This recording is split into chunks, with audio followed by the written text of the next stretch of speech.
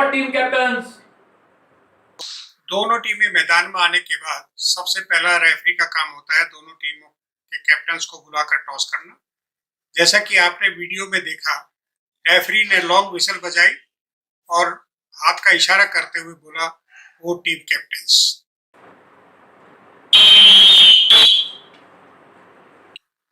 Toss के बाद जैसा आपने वीडियो में देखा है, रेफरी सेंट्रल लाइन के पास खड़ा होता है और जिस टीम ने टॉस जीता है, यदि उसने रेड ली है तो उसका रेडर सेंट्रल लाइन के पास तैयार रहता है और जैसे ही रेफरी घोषणा करता है मैच प्रारंभ होने की, रेफरी जोर से विसल, लंबी विसल के साथ एक छोटी विसल बजाता है और हाथ का इशारा करता है रेड प्रारंभ करने के लिए।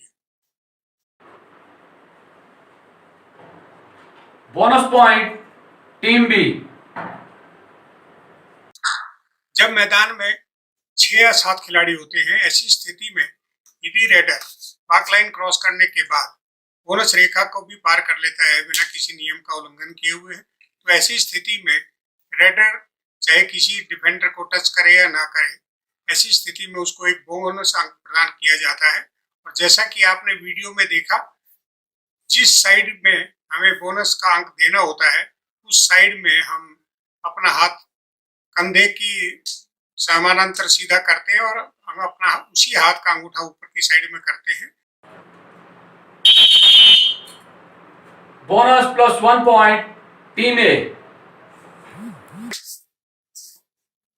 जब रेडर विरोधी के कोर्ट में जाकर सबसे पहले बोनस की रेखा को पार कर लेता है और उसके बाद एक डिफेंडर को भी टच करके सफलतापूर्वक अपने कोर्ट में वापस आ जाता है, ऐसी स्थिति में जैसे अभी आप देख रहे थे, अंपायर ने पॉइंट दिया है, एक थंब अप करता है और उसके साथ में इंडेक्स फिंगर को भी आगे सामने करता है। इसको हम बोलते हैं बोनस प्लस 1 पॉइंट।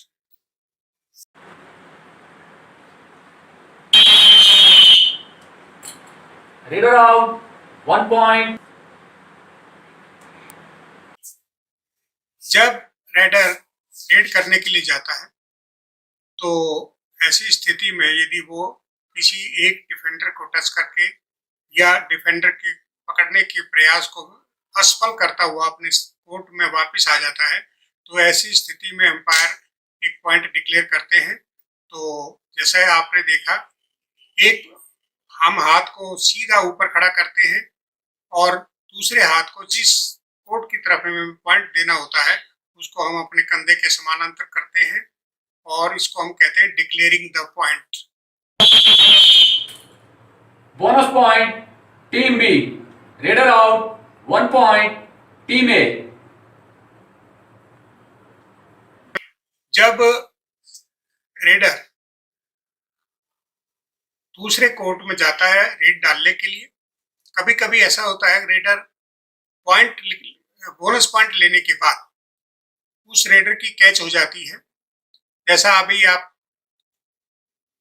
वीडियो में देख रहे थे, तो ऐसी स्थिति में दोनों टीमों को एक एक पॉइंट दिया जाता है। तो जैसा अभी आपने देखा, अंपायर द्वारा घोषणा की गई bonus to raider and raider out. ऐसी स्थिति में दोनों हाथों को पैरेलल करके सीधा एक हाथ में हम थम्स अप करते हैं, दूसरे हाथ की हम सीधी उंगली सीधी करते हैं। इस स्थिति को हम कहते हैं bonus to raider and raider out. दोनों टीमों को एक एक पॉइंट दे दिया जाता है। Bonus point Team A.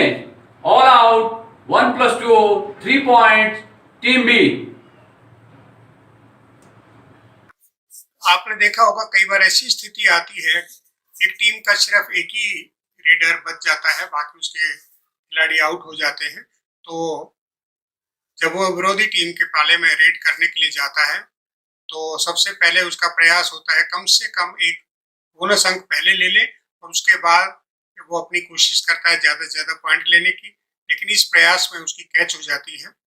तो इस स्थिति में रेडर को एक बोनस पॉइंट दे दिया जाता है, जैसा आप वीडियो में देख रहे हैं, bonus to raider and all out 1 plus 2 3 point all out. अर्थात बोनस को रेडर को बोनस मिलने के बाद एक रेडर के आउट होने का प्लस 2 ऑल आउट के पॉइंट विरोधी टीम को मिल जाते हैं। इसको हम कहते हैं bonus to raider and all out 1+2 3 point.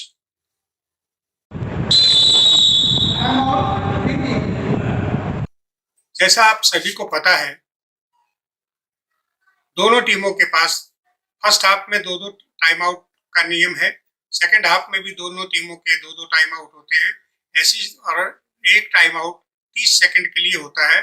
ऐसी स्थिति में जब कोई कोच, मैनेजर या कैप्टन टाइम आउट की मांग करता है तो रेफरी लॉन्ग विसल बजाकर, और जैसा आप वीडियो में देख रहे हैं, इस हाथ का इशारा करता है। एक हथेली नीचे की तरफ होती है, उसके नीचे दूसरी हथेली लगाकर, और वो उस इशारा करता है किस तरफ की टीम ने या कोच ने टाइम आउट मांगा है। इसको हम बोलते हैं टाइम आउट, और हम टीम का नाम बता देते हैं या इशारा करते हैं कि इस टीम ने टाइम आउट मांगा है। Substitution 18, jersey number 5 in 4 out.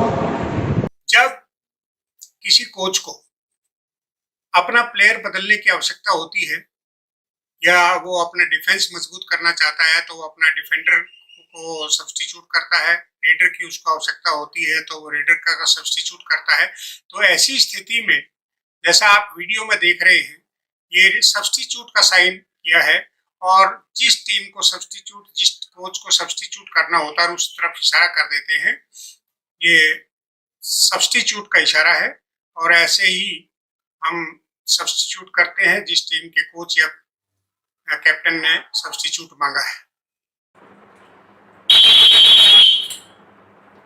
2 points, Team B.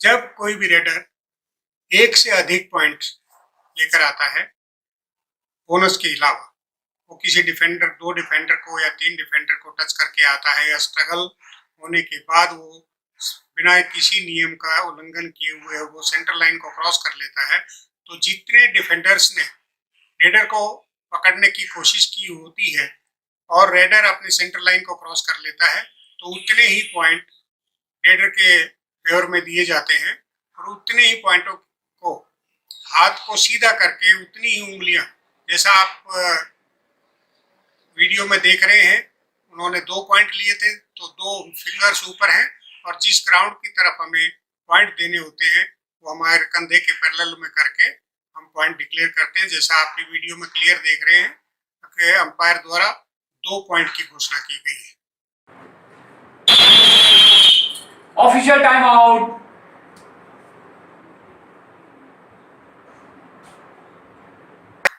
कभी कभी आपने देखा होगा, जैसे मैट पे मैच चल रहा है तो किसी साइड के कोर्ट की टेप उतर जाती है, या मैदान में पानी गिर जाता है, या कोई अनफोर्सीन या कोई ऐसी घटना हो जाती है जिसमें मैच रोकना आवश्यक हो, तो उस समय रेफरी ऑफिशियल टाइम आउट लेता है। जैसा आप अंपायर या रेफरी द्वारा वीडियो में देख रहे हैं, तो ऐसे ही टाइम आउट का इशारा करके वो सीधे या उल्टे हाथ से पूरा एक गोल चक्कर बनाता है सामने की तरफ, ताकि प्लेयर, कोच, मैनेजर और सभी दर्शक समझ जाएं कि ये ऑफिशियल टाइम आउट है, ताकि ये किसी टीम के खाते में ना जाकर ये ऑफिशियल अकाउंट में, स्कोर शीट में लिखा जाता है।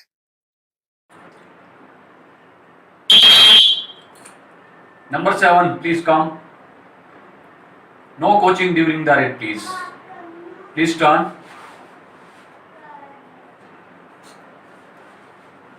Warning, jersey number 7, coaching during the red.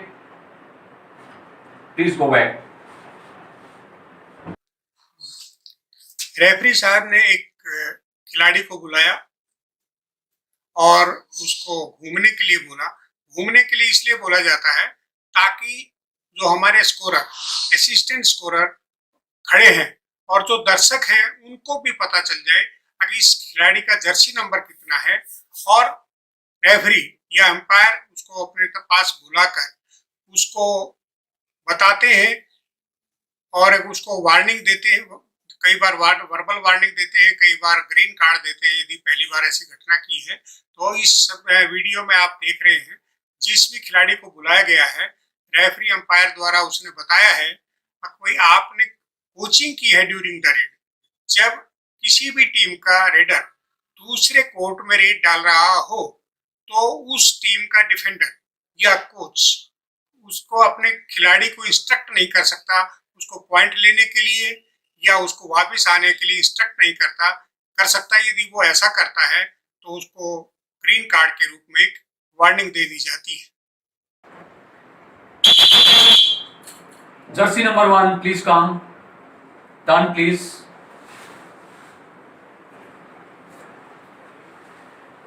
Yellow card, jersey number 1, dangerous play.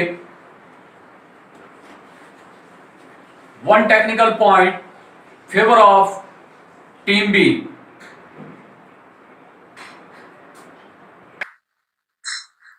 इस वीडियो में देखा अंपायर ने एक खिलाड़ी को बुलाया और उसको बुलाने के बाद उसको बताया कि आपने डेंजरस प्ले किया है, अर्थात आपने कोई ऐसा खतरनाक मूव किया है जिससे विरोधी खिलाड़ी को रेडर को चोट लग सकती है। ऐसी स्थिति में उसको बुलाने के बाद उसको उन्होंने येलो कार्ड दिया। येलो कार्ड का मतलब होता है टेम्परेरी सस्पेंशन। इसमें और आपने कार्ड दिखाने के बाद देखा होगा रेफरी अंपायर द्वारा एक हाथ सिर के ऊपर हाथ उठाकर एक क्रॉस का निशान बनाया है, उसको हम टेक्निकल पॉइंट देना कहते हैं। इस सिग्नल को हम टेक्निकल पॉइंट का सिग्नल कहते हैं। येलो कार्ड देने के बाद उसके अगेंस्ट एक टेक्निकल पॉइंट जाता है और येलो कार्ड के बाद जिस खिलाड़ी को दिखाया गया होता है उस खिलाड़ी को 2 मिनट का टेम्परेरी सस्पेंशन मिलता है। वो 2 मिनट के लिए खेल के मैदान से बाहर बैठना पड़ता है उसको। अब टाइम चेंज को। इस वीडियो में देखा, जैसा आप सभी जानते हैं कि हमारा कबड्डी का खेल 20-5-20 का है, अर्थात फर्स्ट हाफ 20 मिनट, 5 मिनट का रेस्ट और उसके बाद 20 मिनट। पहला 20 मिनट पूरा होने के बाद रेफरी दोनों हाथों को अपने चेस्ट के सामने क्रॉस के सिग्नल करता है, लॉन्ग विसल बजाता है और क्रॉस के सामने करता है, क्रॉस की तरह, जैसा आप वीडियो में देख रहे हैं। ये हाफ टाइम का सिग्नल है। 1 technical point, favor of team B. कई बार क्या होता है कि जैसे ऑफिशियल टाइम आउट होता है, ऑफिशियल टाइम आउट में कोई भी खिलाड़ी अनजाने में मैदान से बाहर टॉवल लेने के लिए या पानी पीने के लिए बिना रेफरी अंपायर की परमिशन के बाहर निकल जाता है। ऐसी स्थिति में जिस टीम का खिलाड़ी मैदान छोड़कर गया है बिना परमिशन के, उसके विरुद्ध एक टेक्निकल पॉइंट दिया जाता है, जैसा आप रेफरी देख रहे हैं। टेक्निकल पॉइंट हम दोनों हाथों को अपने सिर के ऊपर क्रॉस करते हैं, तो इसको हम इस सिग्नल को हम टेक्निकल पॉइंट का सिग्नल कहते हैं। जब कोई भी खिलाड़ी ऐसा करता है या कुछ ऐसा नियम के विरुद्ध कार्य करता है तो उसको के विरुद्ध टेक्निकल पॉइंट दिया जाता है।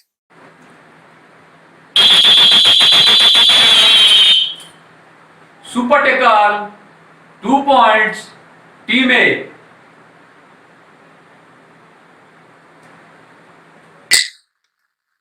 जैसा आप सभी जानते हैं, ये जब मैदान में 3 खिलाड़ी, 2 खिलाड़ी और 1 खिलाड़ी बच जाता है और उस समय जब रेडर आता है और रेडर की कैच हो जाती है तो उस स्थिति को हम सुपर टैकल कहते हैं।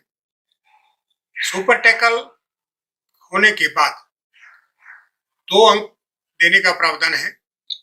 ऐसी स्थिति में पहले एक लॉन्ग विसल बजाई जाती है और जब तक स्ट्रगल बंद नहीं होता, जैसे रहे अंपायर आप देख रहे हैं वीडियो में, छोटी छोटी विसल बजाता है ताकि वो जल्दी से जल्दी छोड़ दे और इंजरी ना हो। सुपर टैकल के लिए 2 अंक देने का प्रावधान है।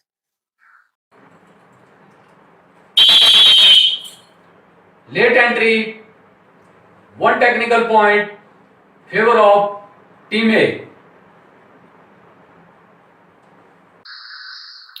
Amateur kabaddi federation of India के नियमों के अनुसार दोनों टीमों को बारी बारी अपने रेडर्स को रेड के लिए भेजना होता है और उस रेडर के जाने का समय 5 सेकंड का निर्धारित किया है। 5 सेकंड के अंदर अंदर विरोधी टीम के कोर्ट में जाना होता है रेड डालने के लिए। यदि रेडर 5 सेकंड के अंदर जाने में सफल नहीं होता है या असफल रहता है, तो ऐसी स्थिति में लॉन्ग विसल बजाई जाती है। और जैसा आप वीडियो में देख रहे हैं, लेट एंट्री का सिग्नल हम अपने लेफ्ट हैंड की तरफ इंडेक्स फिंगर करते हैं, ताकि ऐसा इशारा करते हैं कि आप घड़ी की तरफ इशारा करते हैं कि आप 5 सेकंड से ज्यादा हो चुके हैं। ऐसी स्थिति में एक टेक्निकल पॉइंट भी दिया जाता है, लेकिन रेड उसी टीम की रहती है। Double entry, 1 technical point, favor of Team B.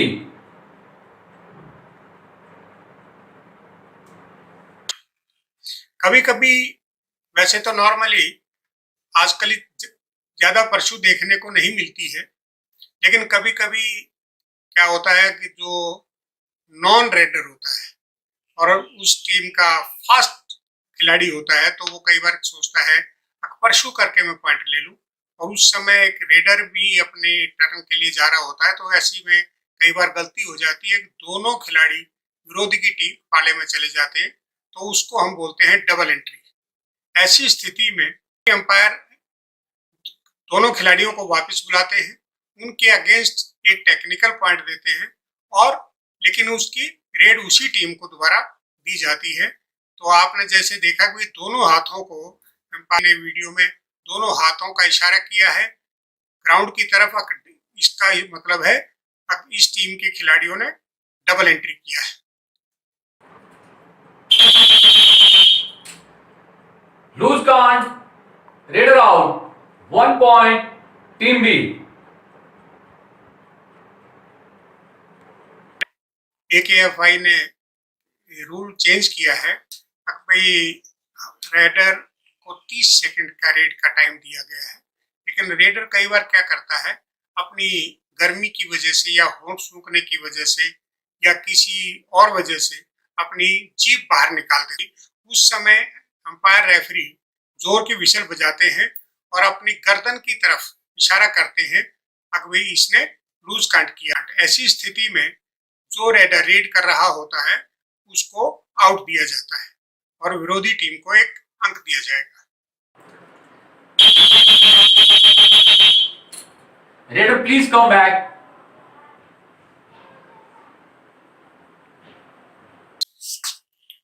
कई बार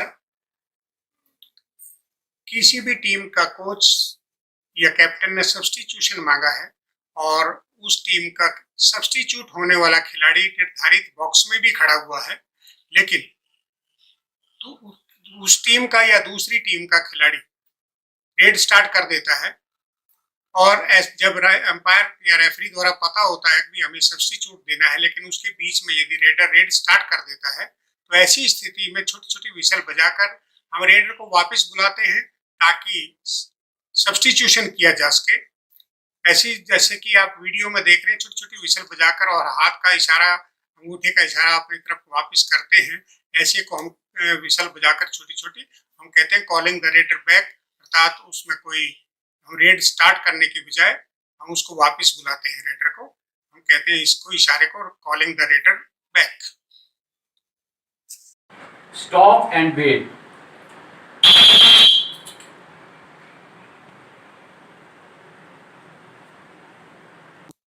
कई बार हम देखते हैं विरोधी टीम का जो डिफेंडर आउट हुआ था वो भी ग्राउंड में ही है और दूसरा रेडर रेड स्टार्ट कर देता है। ऐसी स्थिति में अंपायर या रेफरी विसल बजाते हैं और रेडर को वेट स्टॉप करते हैं, वापस बुलाते हैं और उसको बोलते हैं स्टॉप एंड वेट, ताकि जब तक वो आउट हुआ खिलाड़ी मैदान से बाहर, कोर्ट से बाहर नहीं चला जाता, जब तक हम सेंटर लाइन के पैरेलल हाथ कर, जैसा आप वीडियो में देख रहे हैं, सेंटर लाइन के पैरेलल हम हाथ खड़ा करते हैं, वेट करने का इशारा करते हैं, और जब मैदान रेड के लिए तैयार हो जाता है तब हम रेडर को विसल बजाकर रेड करने का इशारा करते हैं। Raider out of bound, 1 point, Team A.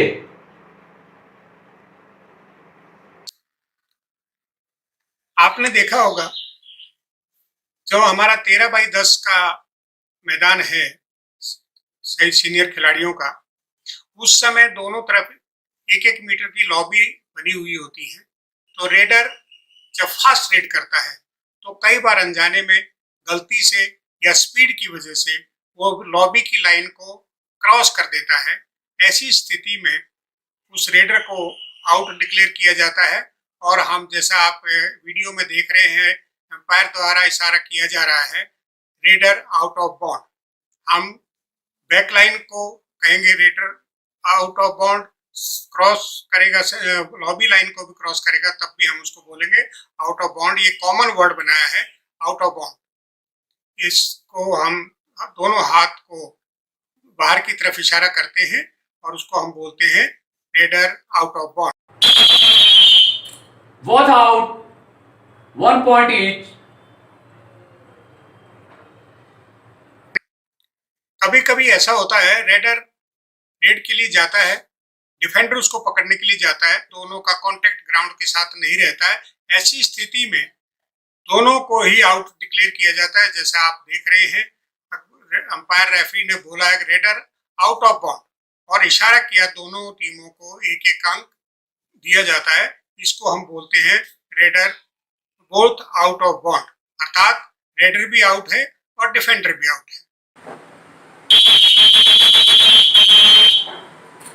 Operating scissoring, dangerous play. जैसा आपने वीडियो को देखा, इसमें आप अंपायर द्वारा छोटी छोटी विसल बजाकर स्ट्रगल को स्टॉप किया और सीजरिंग का निशान बनाया। तो दोनों हाथों की उंगलियों को आप सामने फंसाकर बताया, इसको हम कहते हैं सीजरिंग करना। और सीजरिंग करना नियमतः फाउल माना जाता है।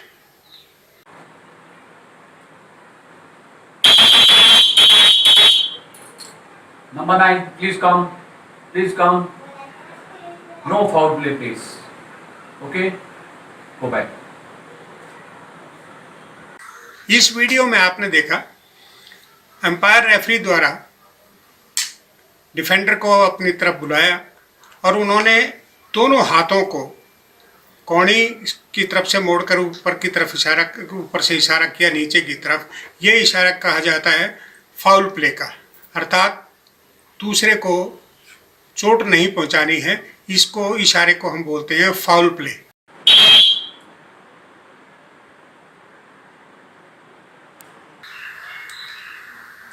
जैसा आप इस वीडियो में देख रहे हैं, रेफरी अंपायर द्वारा एक विसल बजाई गई और पर्टिकुलर बिना नाम लिए, बिना जर्सी नंबर बताए कि इसने एक खिलाड़ी की तरफ उंगली उठाकर इंडिकेट किया और उन्होंने ये वर्बल वार्निंग दिया। हो सकता है उन्होंने कोई गलती की होगी, कुछ नियम भंग किया होगा, लेकिन एक बहुत साधारण तरीके से किया होता है कई बार खिलाड़ी द्वारा। इसलिए हर बार एक बड़ी सज़ा देना आवश्यक नहीं होता। कई बार उस खिलाड़ी को सचेत करने के लिए हम कई बार वर्बल वार्निंग भी देते हैं। तो अभी आपने वीडियो में देखा, ये खिलाड़ी को वर्बल वार्निंग दी जा रही है।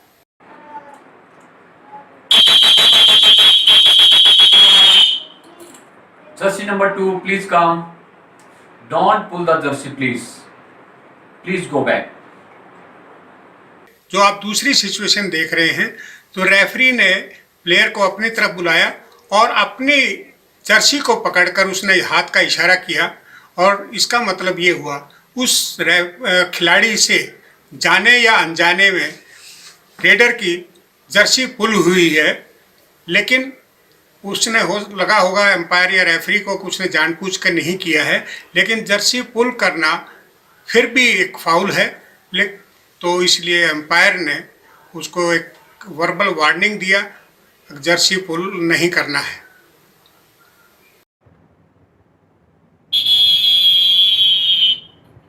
Match over. इस वीडियो में आप देख रहे हैं रेफरी ने लॉन्ग विसल बजाई और दोनों हाथों को अपने कंधों के बराबर ले जाकर एकदम सीधा किया सेंटर लाइन के पैरेलल और जोर से आवाज़ लगाई, मैच ओवर। अभी आप विसलिंग और सिग्नलिंग का वीडियो देख रहे थे।